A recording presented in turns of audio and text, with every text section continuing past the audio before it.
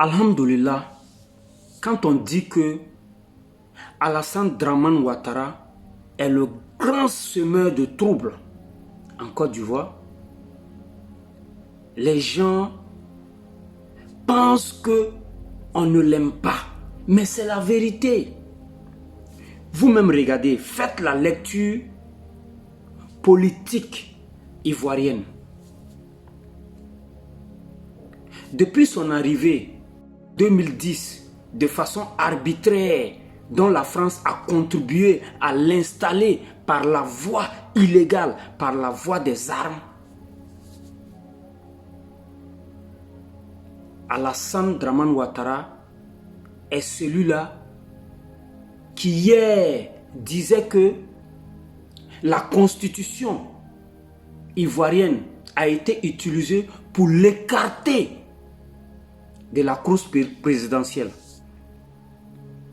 Et aujourd'hui, c'est lui qui utilise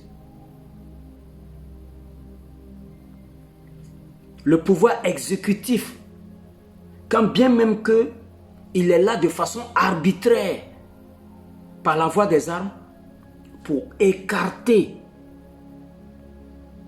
les candidats de l'opposition. Honnêtement, en 2015, vous l'avez fait.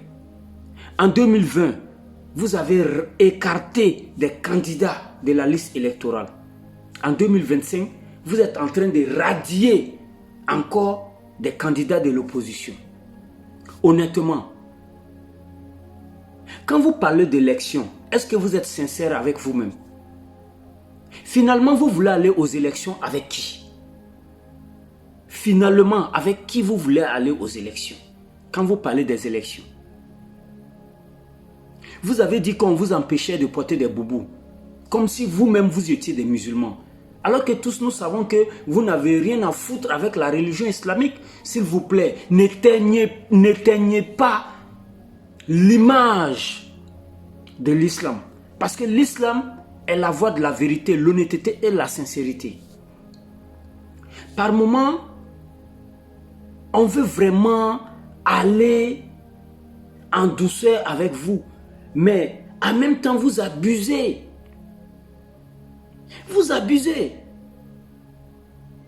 Vous parlez des élections, alors que vous êtes en train d'écarter les dignes fils de la Côte d'Ivoire, de la liste électorale. Finalement, vous voulez aller aux élections avec qui? C'est la raison pour laquelle nous on dit qu'il n'y aura pas des élections. Il n'y aura pas d'élections. Parce que quand on analyse, on a l'impression que vous prenez l'Ivoirien pour un idiot. Vous prenez l'Ivoirien pour un naïf. C'est vrai, on sait qu'au RDR, il y a pas mal de moutons qui vous suivent. Ces sous-traitants de merde qui font la politique de ventre pour pouvoir manger. Mais après, nous, on n'est pas idiots, on n'est pas naïfs. Il va falloir que vous compreniez que cette manière de faire la politique là, elle est aberrante. C'est vrai qu'on sait que malhonnêtement parlant, vous avez le trophée de la malhonnêteté intellectuelle. Mais en même temps, il va falloir que vous regardiez dans le rétroviseur. Parce que c'est pourquoi hier, vous avez dit prendre les armes pour attaquer la Côte d'Ivoire et ensanglanter le pays et faire plus de 20 000 morts dont on parle de 3 000 morts. Vous êtes en train de vouloir la reproduire.